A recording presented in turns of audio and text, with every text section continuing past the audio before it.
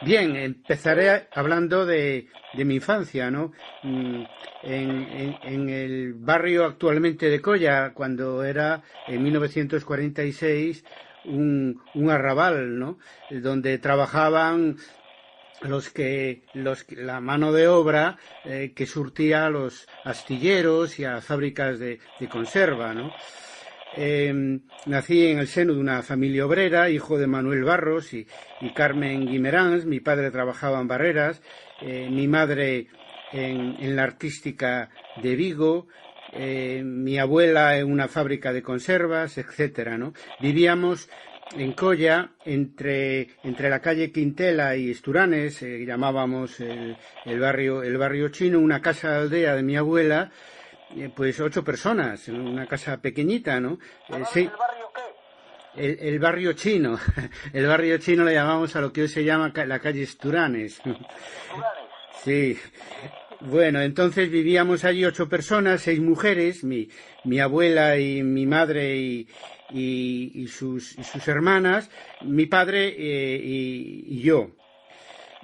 Yo el recuerdo de aquellos primeros años es de felicidad. Yo fui muy feliz a pesar de las carencias con las que vivíamos, y eso contribuyó que estaba rodeado de mujeres, no solamente en la casa de mi abuela, sino también en las casas vecinas. Era el único niño, jugaba con las niñas indistintamente de que con los niños, ¿no? Mi tía Victoria Guimerans decía que era como un rey en una cesta, ¿no? Y así lo recuerdo yo. Un momento, Carlos, comprobación primera. Era como un rey en una cesta, ¿no? Y así lo recuerdo. Perfecto, sigamos. Y después viene mi etapa de estudios, ¿no? Mis primeros pasos, o si quieres, paralelo a mis estudios, está mi afición a los tebeos, al grau antifaz, al jabato, incluso en la casa vecina de los Codesidos, también todas mujeres, hasta leí allí tebeos de chiste y de hadas. Y iba al cine. Mi padre empezó llevándome muy pequeñito y después al cine Gran Vía de las Traviesas, ya de mayor fui yo continuamente. Tebeos y cines son los que desataron mi imaginación. Yo lo considero una parte muy importante de mi información y también de mi formación y también de los valores que he ido asumiendo en casa, pero también con aquellos tebeos de héroes, de aventuras, de buenos y de males y de malos. Padre, al que dedicaste un libro, ¿qué papel podríamos introducir ahí ahora al principio? En esa formación, referencia o como quieras llamarlo. Mira, mi padre fue siempre una referencia de valores, ¿no? Era un obrero, en fin, especializado, gruero, en los astilleros de J. Barreras, cercanos a nuestra casa, comunista, o por lo menos simpatizante del Partido Comunista, ya desde la época de la Segunda República, y que odiaba todo lo que supusiera pues cargos, en fin, acumular riqueza y todo eso. Vivía de su trabajo y su ambición fue, como queda claro en sus memorias O rapaz de aldea, pues simplemente pues poder sobrevivir y tener una familia y una casa. Era como tantos obreros del siglo XX, ¿no? Así titulamos a su película, ¿no? A la película que hicimos de sus memorias, que se llama Un trabajador del siglo XX. Pero en fin, siguiendo cronológicamente, yo al tiempo que leía tebeos y me hacía un cinéfilo obsesivo, pues estudiaba, ¿no? Yo creo que fui un estudioso precoz, muy animado por mi padre y mi propia tendencia a leer desde muy temprano, lo que se podía encontrar en un barrio obrero y una casa obrera después de la posguerra, ¿no? En la época de la posguerra, ¿no? Tarde me enteré de que mi padre se las arregló para que me diera clase un maestro republicano expedientado que tenía una academia en la avenida de la Florida, Manuel Pombo, del que tengo un recuerdo maravilloso. Él tenía un gran bulto en el labio inferior, todo morado, y era además de una buena persona, una persona ilustrada, aunque claro, no se podía hablar ni siquiera en una academia particular mucho de política en aquellos años, ¿no? También me preparó que yo acabé un año antes la preparación para entrar en el instituto, y tuve que esperar un año volviendo a estudiar lo mismo porque era demasiado joven para entrar en el instituto. ¿Perdón? ¿Santa Irene u otro? Naturalmente el Instituto Santa Irene, de donde guardo pues un recuerdo de Rufo Pérez, en fin, muy grabado en mi memoria, ¿no? Todavía un poco antes de morir aún recordamos todo eso en un banco allí en la calle de las Traviesas, a donde él bajaba, ¿no? No hace mucho. Él me llamaba la atención porque no eludía, a pesar del contexto político, de hacer menciones, por ejemplo, a la Unión Soviética, ¿no? Rufo Pérez, pues bien, era un simpatizante ya desde la época de la Guerra Civil del Partido Comunista, pero no lo sabíamos, nos extrañaban, en fin, sus indirectas, que muchas veces más que indirectas eran directas, por lo menos a mí, porque me sonaba mucho, eso es lo que oía yo en casa. Estudié con Suso de Besa y Luis Camarero, por ejemplo, que me los encontré después en la Universidad de Santiago de Compostela, con Carlos Soneira, el psiquiatra, y otros, ¿no? Terminé a los 13 años el bachillerato elemental y pasé a la escuela de peritos, ¿no? En la calle Torre Cedeiras. Mi padre tenía como ilusión de que yo fuera maestro de taller, ¿no? Que le parecía el horizonte máximo para un peón, ¿no? Metalúrgico como era él, y quería enviarme a la Universidad Laboral de Gijón, que estaba recién inaugurada, ¿no? Pero mi madre se negó, decía mi padre, para que no saliera de sus faldas, ¿no? Yo era hijo único, y al final acabé en la escuela de peritos industriales, ¿no? De Vigo, y parte de la escuela de ingeniería industrial de la Universidad de Vigo. En fin, acabamos de celebrar el sábado pasado el 50 aniversario de nuestra promoción, que terminó, se tituló en el año 1965, y les decía a mis compañeros que éramos como los peritos de Franco, porque en la última fase del franquismo el desarrollo económico exigía técnicos e ingenieros, y se facilitó el paso rápido por la escuela de ingeniería, ¿no? De hecho, yo pude entrar, como otros, con el bachillerato alimentar, haciendo un curso preparatorio previo, ¿no? Allí pues compartí clases con Ramón Hilarre, Francisco Domínguez, Manolo de la Torre, Carlos Fidalgo y tantos otros que nos reunimos todavía para celebrar nuestro 50 aniversario el sábado pasado.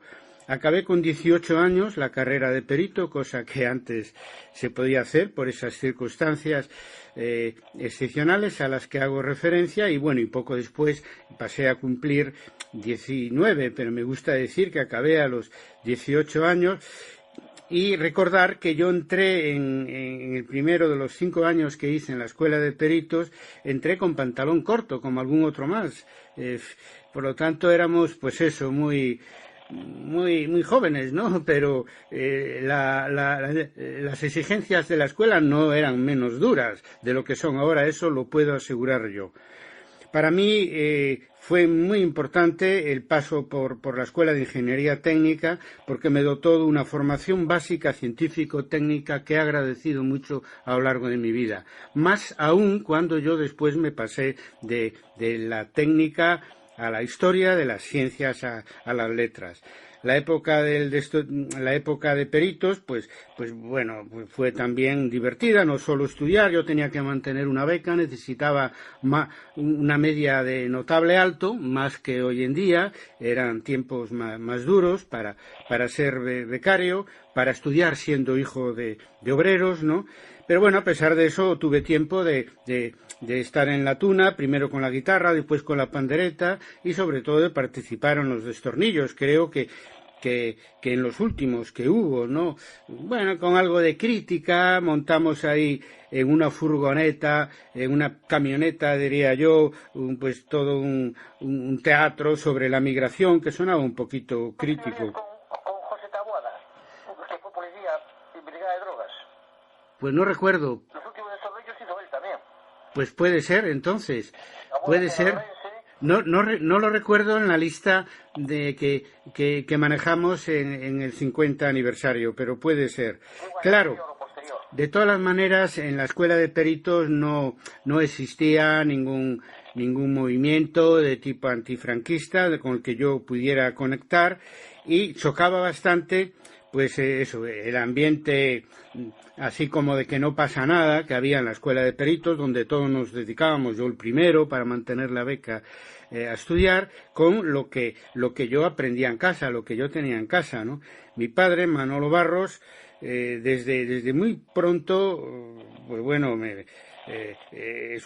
escuchaba conmigo, mejor dicho, yo con él, la Radio Pirenaica, Radio París, siguiendo todos los avances, recuerdos del movimiento obrero y del movimiento democrático en España. Recuerdo muy vivamente las huelgas del 62, yo ya tenía 16 años, y las discusiones con mi padre, un poco pesimista, por la edad también, y yo, como siempre, un poco optimista sobre lo que eso podía significar, y significó como el inicio de la recuperación del movimiento obrero en el franquismo, ¿no?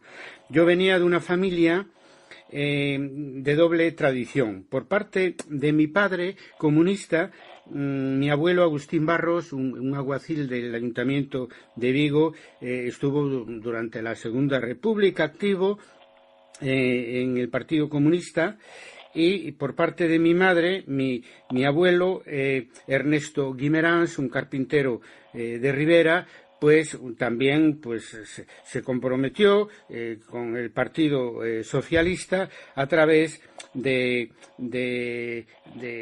la familia de mi madre, ¿no? Que conectaba con Pastor Rodríguez, que fue pues eso, uno de los condenados a muerte en el año 36 y uno de los fundadores del Partido Socialista. Por lo tanto, en ese sentido, siempre me sentí muy orgulloso de tener esa doble tradición, en lo que ya en mi época pasó a ser la capital industrial de Galicia, ¿no? Estuve 3 años después en la Universidad de Madrid, entre el año 65 y 68, en la Escuela Técnica Superior de Ingenieros Industriales, para pasar del grado medio de ingeniería al grado superior de ingeniería, siempre ingeniería industrial por la rama electricista, que era la mía, ¿no? Allí me costó todavía, hasta el último año, curso 67-68, pasar a un compromiso sindical y político. Pero en fin, no me quedó más remedio, porque con los valores en los que yo fui criado en mi casa, se me hacía muy cuesta arriba dedicarme solamente a estudiar, cuando otros estudiantes pues estaban dando la cara en el movimiento estudiantil, que siempre fue, ya en esos años, incluso posteriormente, vanguardia, igual que el movimiento obrero en la lucha por la democracia, ¿no? Allí en Madrid nos reuníamos por la zona de Argüelles un grupo de vigueses, de estudiantes vigueses, entre los que íbamos y veníamos en Rías Baixas. Nos hicimos bastante amigos. En este grupo estaban José Carlos Abal, Pablo Morillo, Enrique Curiel, Manuel Mella, Jesús Manuel Pérez Pérez de Coruso, Yayo Hernández. Casi todos entramos en el PC, yo el primero, y después casi todos los demás fueron entrando en un momento u otro, porque simplemente era la única opción para la juventud universitaria que quería luchar por la democracia, luchar contra la dictadura, como todo el mundo sabe, ¿no? En el año 68, después de la manifestación de mayo, saliendo de la Facultad de Ciencias Políticas de Madrid, después del Festival de Raimon, pues bueno, para mí terminó la fase madrileña y volví a Galicia, ¿no? Volví a Galicia y volví a Vigo porque se me hacía ya muy difícil mantener una triple actividad, es decir, por un lado la actividad sindical y política, por otro lado estudiar y por otro lado trabajar, daba clases, porque no me llegaba el dinero del salario de mi madre que me lo enviaba íntegramente para sostenerme en Madrid. Decidí volverme. Y con dificultad, claro, al llegar aquí, una vez que en Madrid había sido detenido y en varias ocasiones, expedientado, etcétera, por lo tanto, cuando me vine ya faltaba poco para que fuera expulsado, ¿no?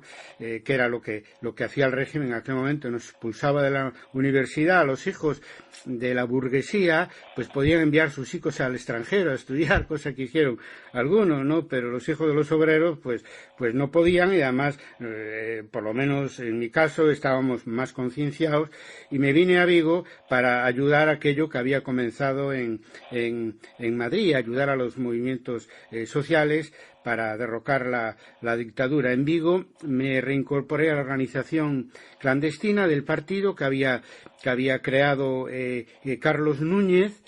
Y ya a finales de año, del año 68, pues hice mi primer viaje de los muchos que siguieron después a París para la fundación del Partido Comunista de Galicia, junto con Santiago Álvarez y Enrique Lister y compañeros pues de otros lugares de Galicia como Rafael Pillado y otros, ¿no? Poco después, 4 años después, en 1972, fui elegido para el Comité Central del Partido Comunista de España, en el que estuve, pues eso, los últimos años del franquismo y toda la transición, más de 10 años. Yo creo que cuando entré en el Comité Central del PC debía ser el más joven, ¿no? Tenía 26 años, el más joven de los miembros del interior, de los dirigentes del interior, que Santiago Carrillo pues fue cooptando para acercar la dirección exterior del Partido Comunista de España a los movimientos antifranquistas, sobre todo obrero y estudiantil, que se estaban dando en España pues entre finales de los años 60 y principios de los años 70. A partir de mi llegada a Vigo, a Galicia, bueno, tuve que sobrevivir, pues eso, dando clases, porque algunos intentos por mi parte de entrar en Citroën o en otras empresas chocaban con el control que la Brigada Político-Social tenía dentro de esas empresas. Tenían incluso una oficina y desde allí trabajaban y naturalmente peneiraban, es decir, filtraban todo lo que viniera de la universidad y querían entrar en esas grandes empresas, que era un poco, claro, la ilusión que teníamos algunos, porque sabíamos que allí estaba el centro de la actividad social contra la dictadura. De todos esos años que siguieron hasta el final de la transición, de lo que me siento más orgulloso es, en primer lugar, en el año 1969 y 70, pues haber organizado con Manuel Peñarrey, con Camilo de Dios y otros compañeros campesinos, muchos de ellos guerrilleros, las comisiones campesinas de Orense. Muy orgulloso a pesar de la brutal represión con la que respondió el régimen a un movimiento sindical, incluido torturas, ¿no?, que me tocaron a mí en buena parte. Después... Ahora estaba yo tomando el vermú, Nemesio Barça, que lo tomo todos los viernes. ¿Oye? Sí, te escucho, Nemesio Barsas. Con Nemesio Barça, el abogado. Sí. Estaba con él, porque yo todos los viernes y sábados nos vemos, ¿no? Aquí, o sea, muy amigo mío. Y dice, tengo que ir, que tengo que llamar a Carlos Barros. Y dice, hombre, coño, recuerdo de Orense, cuando le atizaron, no sé cuándo que se me dijo, y le metieron ahí.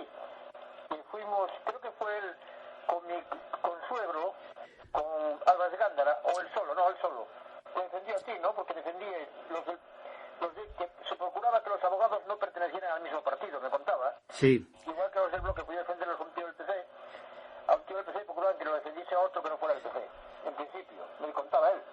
Así fue. Hubo un gran movimiento de solidaridad cuando nos detuvieron Y a mí me valió de mucho porque, en fin, como yo estaba aguantando bastante bien todas las vilezas que cometían conmigo, pues me aguantó, me sirvió esa solidaridad exterior para que en un momento dado se dieran por vencido y aceptaran que yo firmara una declaración en negativa total de las cosas en las que querían comprometerme. Pero, en fin, siguiendo, después en el año 72 también es un gran orgullo para mí haber jugado un papel, que en aquel momento era el responsable del movimiento obrero del partido en Vigo, en el desarrollo y la orientación política de la huelga general. Yo, bueno, relataba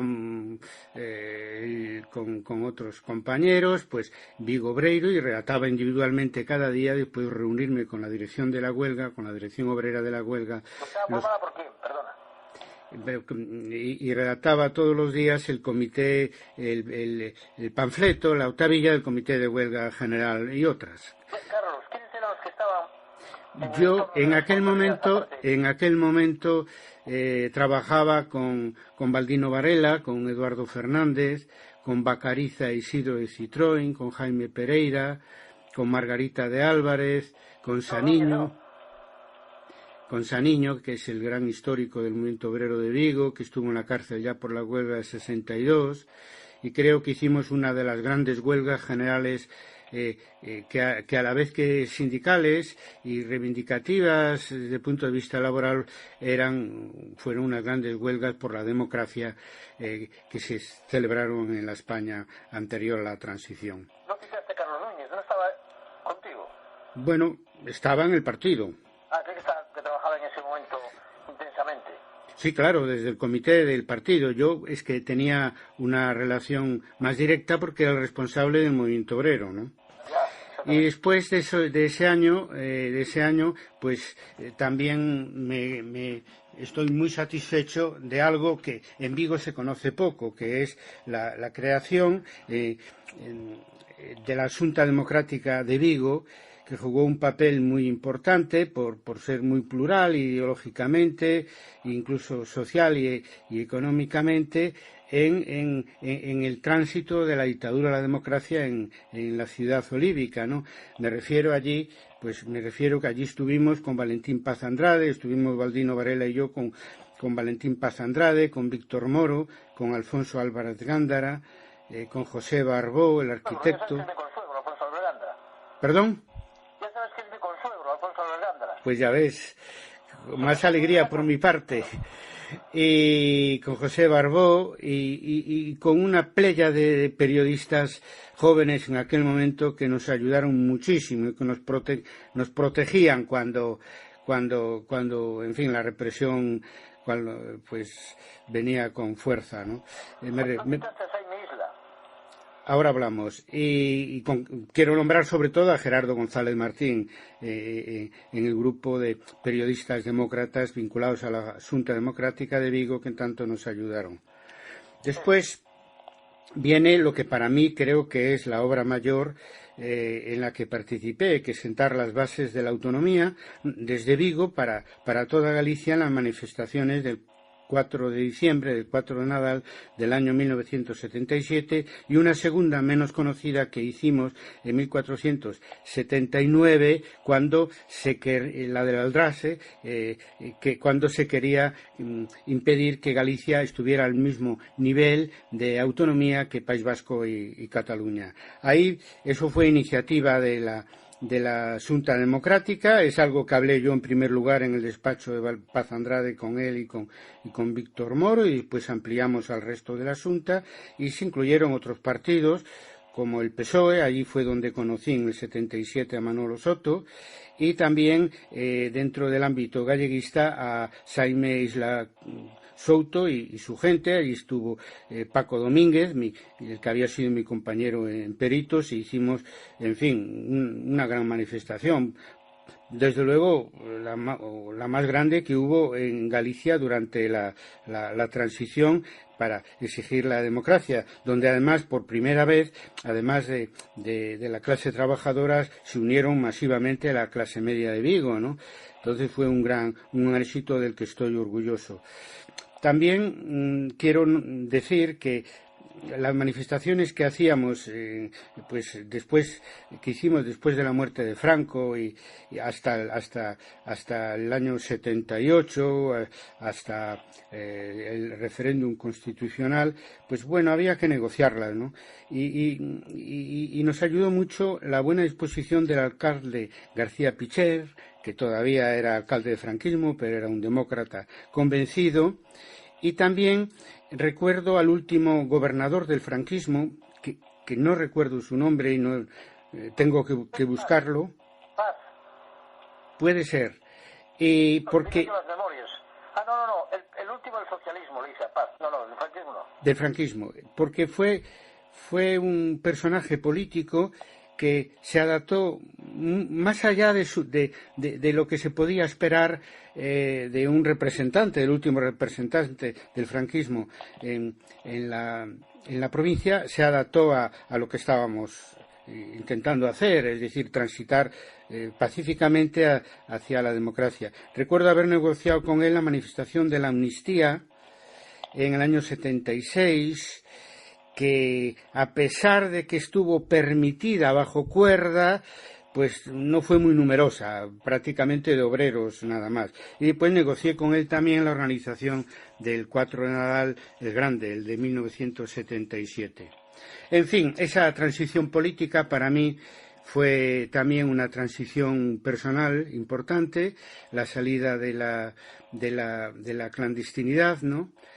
Hasta ese momento, bueno, la propia represión, la dificultad para encontrar trabajo, etcétera, estando pues fichado por la brigada político-social, me disuadió de formar familia y esto, ¿no? Lo pude hacer y encontré la persona adecuada, Mariluz García Docampo. Nos casamos por lo civil en un juzgado de la calle de la Alameda de Vigo en el año 1976, el día anterior a la manifestación de la amnistía. Por lo tanto, fue ir allí, firmar y seguir con la dinámica, porque al día siguiente teníamos lo que fue la primera manifestación permitida en Vigo, pues eso, en vísperas de la democracia, ¿no? Y en 1979 tuvimos a nuestra única hija, Siana Barros de Merans, ¿no? Si Mariluz fue el amor de mi vida, vamos a cumplir 40 años el año que viene. Y Siana pues fue eso, la niña de mis ojos. Hay un antes y un después para mí. Me cambiaron y me ayudaron extraordinariamente a reciclarme en ese paso difícil para quien había estado pues en la clandestinidad pues durante una década, ese paso difícil a una situación ya de democracia y de normalidad un poco, ¿no? Que lo fue para muchos los españoles, pero lo fue más todavía para los que estuvimos luchando por la democracia cuando hasta el último momento mucha gente pues estuvo apoyando por acción o por omisión al régimen, ¿no? Bueno, en los años 80, ya después de la transición, volví a la universidad. Yo, como la gran mayoría de los que militamos en el antifranquismo en aquellos años, incluido en la dirección de los movimientos políticos y sociales del antifranquismo, yo no tenía una vocación política, ¿no?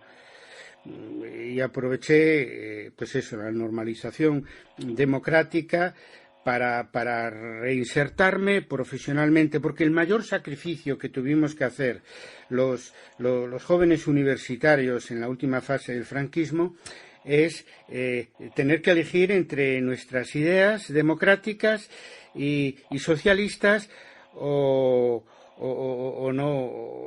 la profesión, ¿no? Y el propio régimen nos llevaba por el camino de impedir una salida laboral, una salida profesional, ¿no? En una época donde salías de la universidad y tenías trabajo inmediatamente.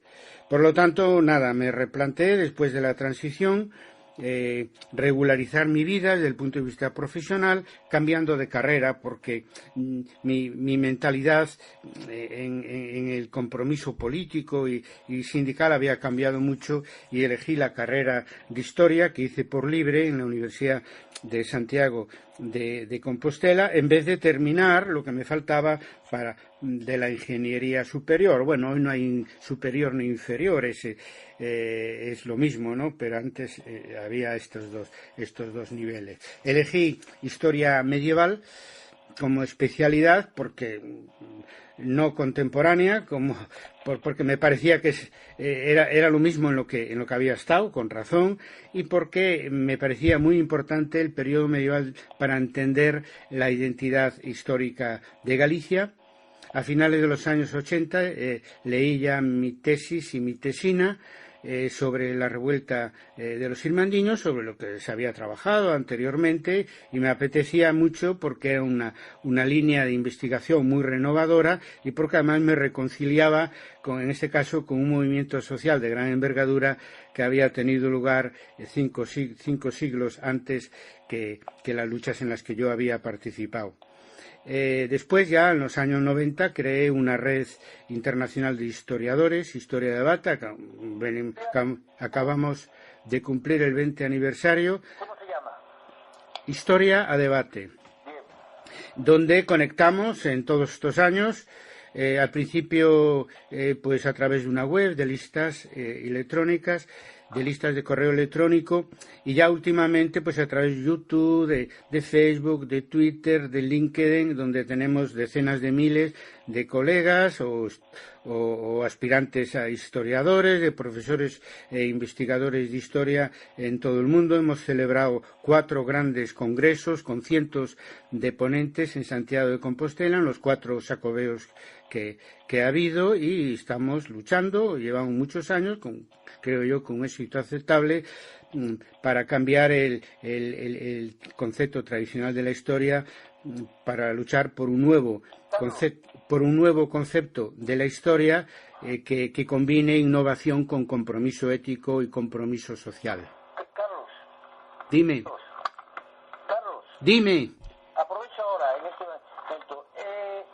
¿Qué piensas, para dedicar unas líneas, 3, 4 líneas además, de cuando vemos que la historia parece, o los historiadores parecen ponerse al servicio de una causa territorial? Es decir, concepciones de la historia que extrañamente chocan entre historiadores de un mismo espacio nacional o estatal, chocan en la interpretación y da la impresión de que unos se ponen al servicio de unos intereses que tienen que ver con un espacio local más pequeño dentro de España y tal, o de los intereses contrarios, me da lo mismo. No hay una instrumentalización de la historia que poca buena imagen da a los historiadores.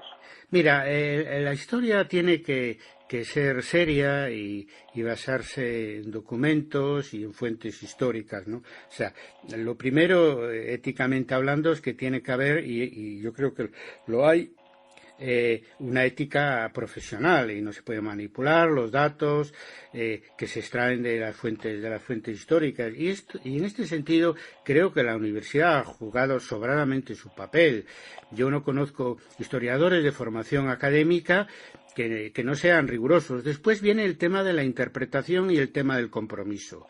Es decir, la historia, como todas las ciencias humanas, como todas las ciencias sociales, pues sería un poco hipócrita, incluso negativo para nuestras propias disciplinas y para la universidad, que no tuvieran utilidad social, y el compromiso tiene que ser necesariamente plural. No hay solo una manera de entender la utilidad social de nuestra disciplina. Entonces, en cuanto a las identidades nacionales, yo soy partidario de que, garantizado, digamos, la profesionalidad en el uso de los datos, etcétera, soy partidario de un compromiso plural, y me parece bien pues que unos pues se sientan más comprometidos e investiguen más pues la identidad de Galicia, del País Vasco, de Cataluña, desde una óptica nacionalista o no nacionalista, y otros la idea histórica de España, y se vinculen al nacionalismo español. Eso me parece normal y ha sido así. La historia como disciplina científica nace en el siglo XIX vinculada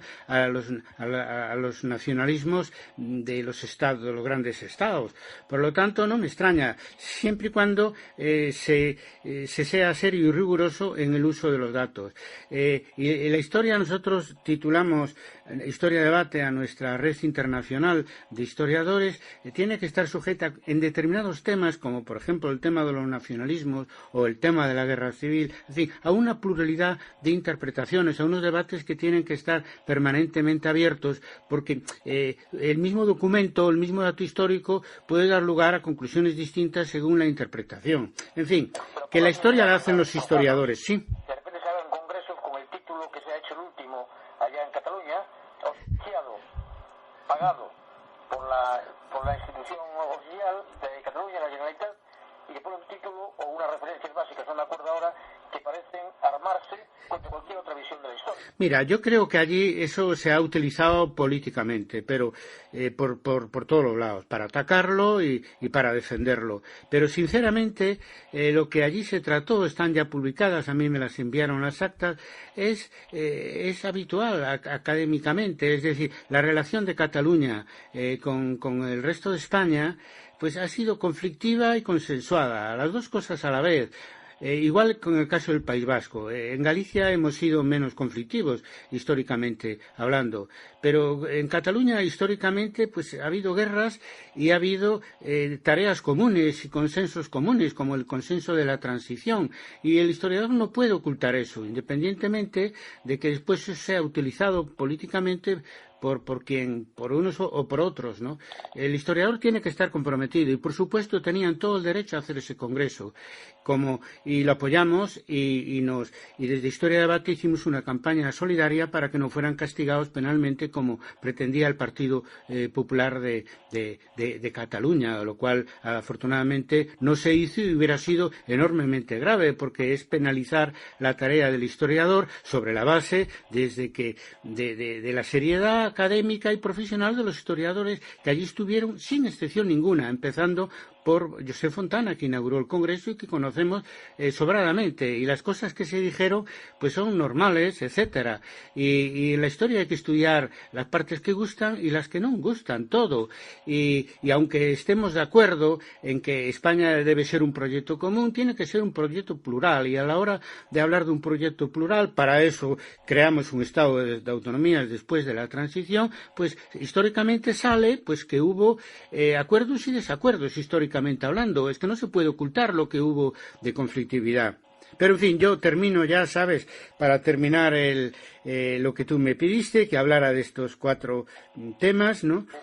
Yo llevo 25 años de docente en la Universidad de Santiago de Compostela. El próximo año pues es de júbilo total para mí, porque cumplo los 70 años y tendré más tiempo para dedicarme, pues ya en esa fase, a enseñanza de posgrado, dentro y fuera de Galicia, investigar, escribir y viajar. Por lo tanto, seguiré trabajando.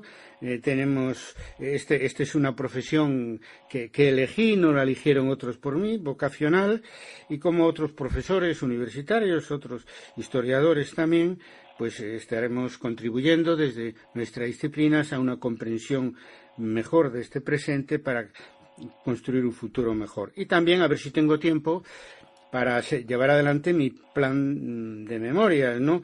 Todavía aún hicimos la presentación en Coruso, la aldea natal de mi padre, hace poco, la promoción de las memorias de mi padre y de la película Un trabajador del siglo XX, y espero poder redactar las memorias de mi madre, que las he grabado, Carmen Guimeráns.